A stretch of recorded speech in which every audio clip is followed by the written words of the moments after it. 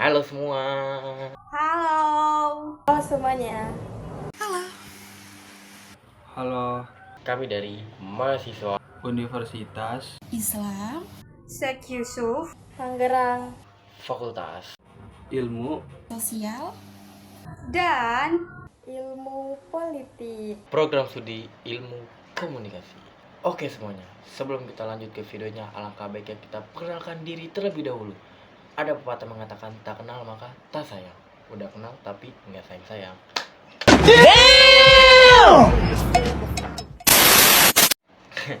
Bercanda teman-teman. Oke, langsung saja perkenalkan, nama saya Fajri Zaliansyah dengan NIM 2401030130. Perkenalkan, nama saya Wati Hamdan dengan NIM 2401030029.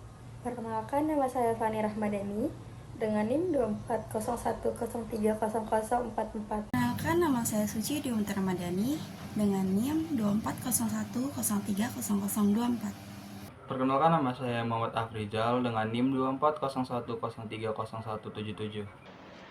Oke semuanya, berhubung saya dan teman-teman saya terkendala jarak yang sangat jauh kepada Bapak Lawin Hamdan untuk mewawancarai secara langsung,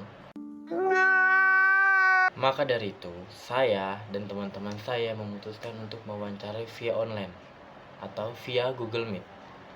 Langsung saja ke video wawancara. Sudah boleh. Bismillahirrahmanirrahim. Assalamualaikum warahmatullahi wabarakatuh. Selamat pagi, Bapak Hamdan. Selaku Forman Produksi PT Parama Group. Terima kasih juga sudah hadir dalam sesi wawancara ini walaupun kita berjarak jauh menggunakan Google Meet. Sebelumnya saya dari mahasiswa Universitas Islam Syekh Yusuf Tangerang, Fakultas Ilmu Sosial dan Ilmu Politik, program studi Ilmu Komunikasi. Saya Fajri Zaliansyah selaku moderator dan saya ingin meminta izin kepada Bapak Lawin Hamdan untuk melakukan wawancara pada hari ini.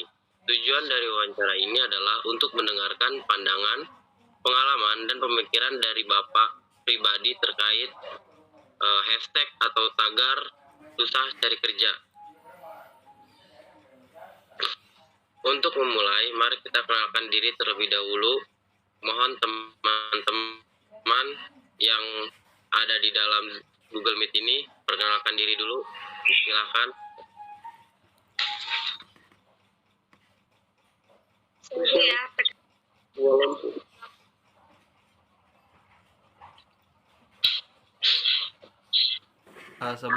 Sebelumnya izin memperkenalkan diri. Perkenalkan, nama saya Muhammad Afrizal. Saya dari Prodi Ilmu Komunikasi Fakultas Ilmu Sosial dan Ilmu Politik. Saya juga salah satu mahasiswa Universitas Islam Syekh Yusuf. Terima kasih.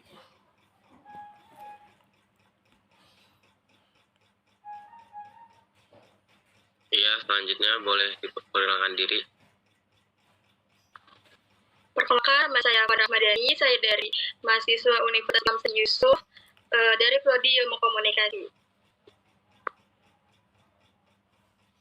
Perkenalkan, nama saya Suci Dewanti Ramadhani, saya dari mahasiswa Universitas Islam Syekh Yusuf, saya dari Prodi Ilmu Komunikasi. Terakhir, Saya Wati Hamdan dengan NIM 2401030029. Saya dari Fakultas Ilmu Komunikasi Prodi Fakultas Universitas Islam Prodi Ilmu Komunikasi. Maaf. Oke, baik. Terima kasih teman-teman sudah memperkenalkan diri. Selama wawancara, teman-teman saya akan mengajukan beberapa pertanyaan untuk Bapak Lawin Hamdan. Dan Bapak mohon jawab dengan keterbukaan, tidak masalah benar atau salah, yang penting adalah kejujuran dan keterbukaan dalam berdiskusi. Langsung saja, pertanyaan pertama akan ditanyakan oleh Wati Hamdan. Pada Wati Hamdan, kami silakan.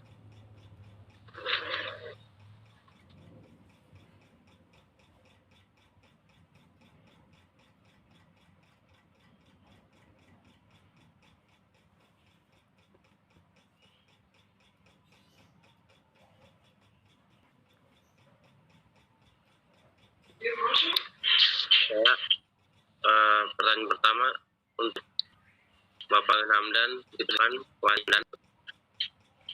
Iya.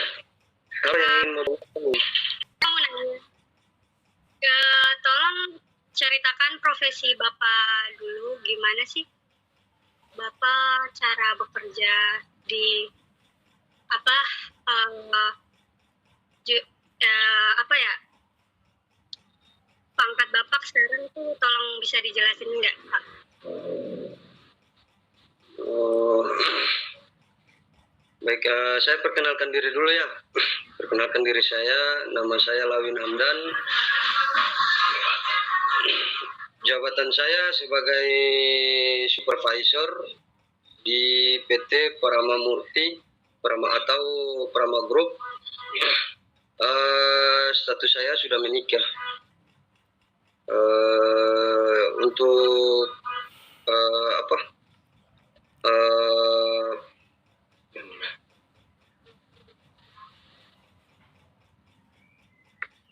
Pertanyaan untuk pertanyaan ini maksudnya untuk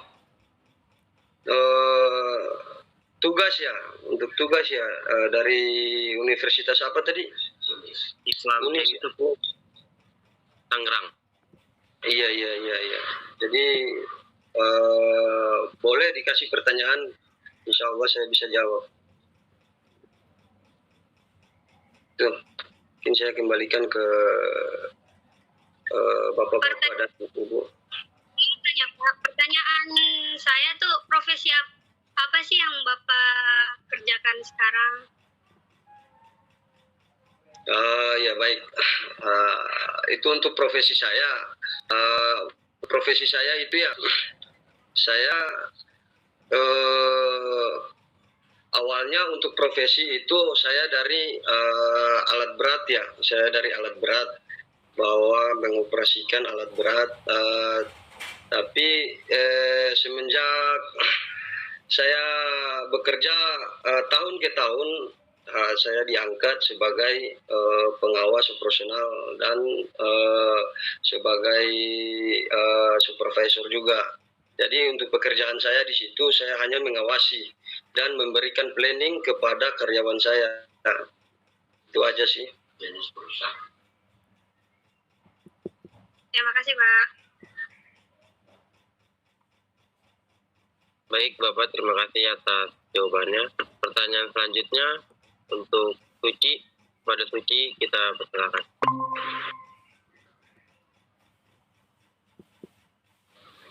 Izin bertanya kepada Bapak. Suci ingin bertanya,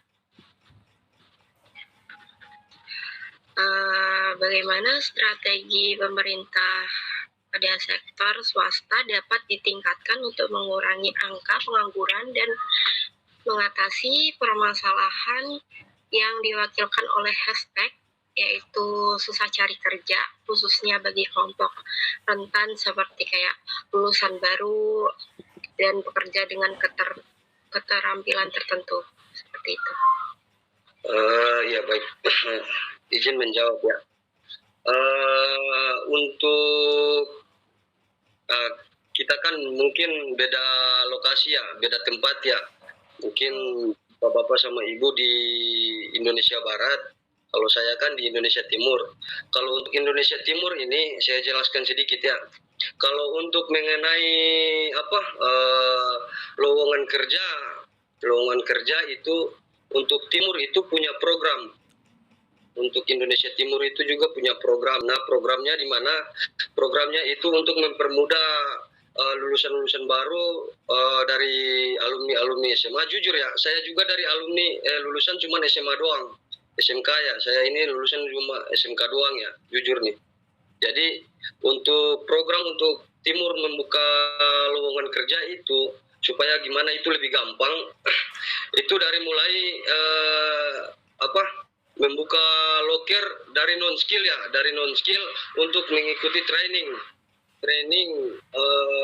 berapa bulan ya, untuk disiapkan di perusahaan itu untuk membuka training. Terus setelah training kalau sudah selesai, sudah menguasai semua itu training-trainingnya itu, baru kita dari perusahaan mengambil karyawan tersebut untuk mempekerjakan di perusahaannya tersebut. Seperti itu. Itu kalau untuk timur di sini.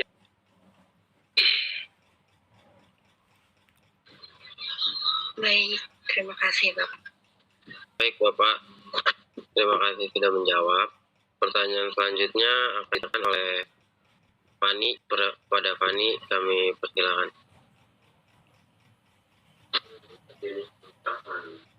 Pak, saya ingin menanyakan terkait, kan tadi Bapak sudah menjelaskan ya, menurut Bapak di daerah timur ini cari pekerjaan itu mudah.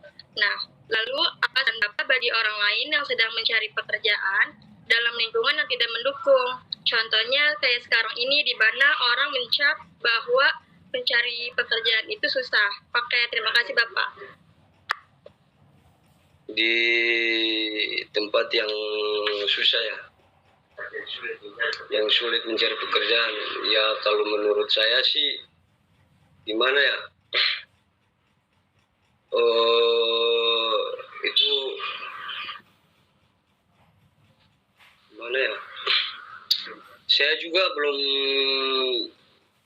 ini sih kalau untuk tempat-tempat yang begitu. Tapi untuk menurut saya ya itu kembali juga ke diri kita sendiri sih, bagaimana kita berusaha. Walaupun ya ini contoh kecilnya kayak begini nih, walaupun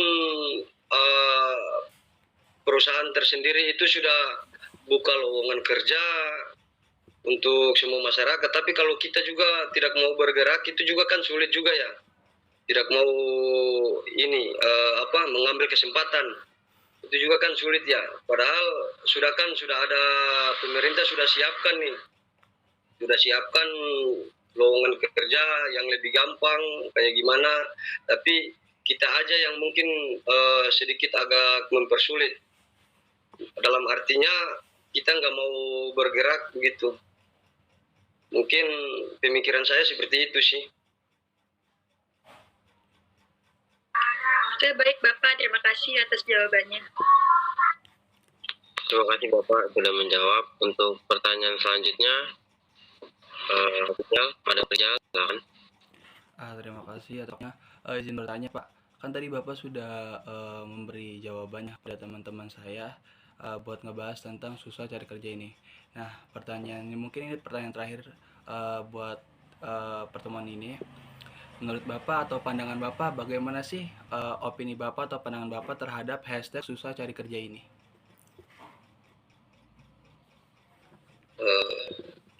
Mana ya tentang ini dan hashtag itu, untuk pandangan saya, kalau untuk susah cari kerja ya gimana ya, karena begini, kalau menurut saya susah cari kerja ini terkadang juga pemerintah juga tidak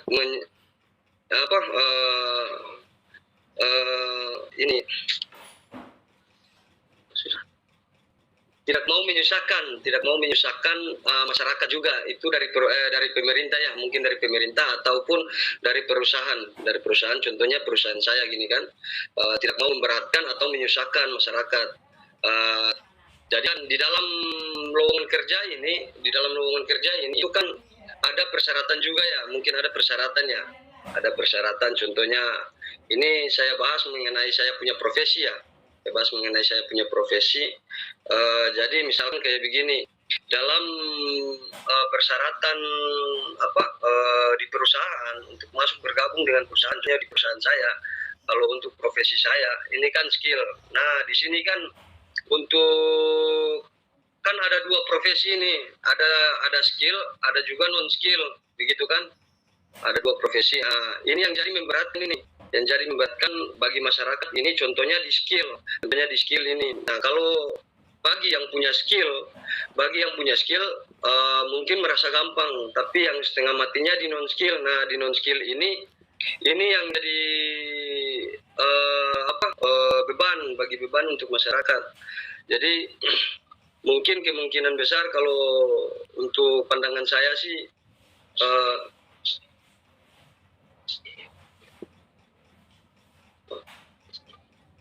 SDM. Ya yang harus disiapkan sih ya SDM sih. Itu sih kalau bagi yang non skill ya, tapi kalau untuk skill sih kemungkinan karena di sini hanya minta persyaratan yang nggak terlalu berat begitu. Ya untuk pandangan saya sih seperti itu sih. Baik Bapak, terima kasih atas jawabannya. Oke, baik Bapak. Terima kasih. Pertanyaan demi pertanyaan sudah kita lewati. Terima kasih juga buat teman-teman yang sudah meluangkan waktu. Sedikit bertanya. Silakan. Berarti susah cari kerja itu sebenarnya gampang begitu. Tergantung dari dan kemampuan kita aja ya. Iya, seperti itu. Iya, seperti itu Ibu. Jadi tergantung dari kita sih. Mampu dan tidak mampunya aja begitu. Baik Bapak. Mungkin teman-teman ada yang ingin bertanya lagi, menambahkan yang masih ingin tahu tentang tagar susah cari kerja. Jika ada, silakan teman-teman. Aku Pak, berarti di Indonesia Timur itu tidak memerlukan kayak masyarakat yang lulusan S1. Iya ya, nggak perlu gitu kan? Enggak juga seperti itu. Jadi ini ijazah itu perlu juga ya. Ijazah itu penting juga ijazah ini. Tapi kalau untuk ini kan tadi kan saya bahas tentang saya punya profesi. Kalau tentang saya punya profesi, ijazah SMA, SMP, SD juga pun bisa masuk kerja. Itu kalau saya punya profesi. Kalau cari kerja di saya punya profesi begitu. SD, SMP sama SMA bisa kerja, bisa masuk kerja. Nah, kalau bagi yang berbicara tentang ijazah ini itu S1 itu paling penting sekali. Itu bagi yang non skill. Itu penting juga sih untuk S1, itu bagi yang non skill. Nah, yang susahnya ini non skill tapi di batasan ijazah terakhir di SMA doang. Ini yang jadi sulit. Begitu, itu yang sulit. Tapi pemerintah juga dia siapkan supaya non skill yang ijazah terakhirnya di SMA dia bikin untuk supaya lebih ringan. Contohnya dari training begitu, perbatasan ijazah SMA dikasih masuk untuk bisa ikut training. Setelah selesai training, direkrut kembali lagi, perusahaan rekrut lagi yang sudah selesai training, dia dikasih masuk untuk kerja di perusahaan tersebut, gitu. Terima kasih Pak.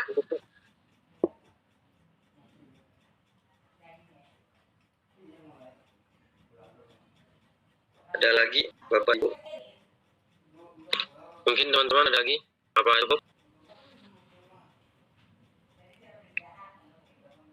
Oke, cukup kita akhiri. Terima kasih Bapak Lawinda telah meluangkan waktunya untuk kita mahasiswa Universitas Islam Yusuf Tangerang untuk mewawancarai Bapak walaupun kita secara jauh memakai online Google Meet. Terima kasih juga buat teman-teman yang sudah meluangkan waktunya. Terima kasih. Kita akhiri. Assalamualaikum warahmatullahi wabarakatuh. Waalaikumsalam.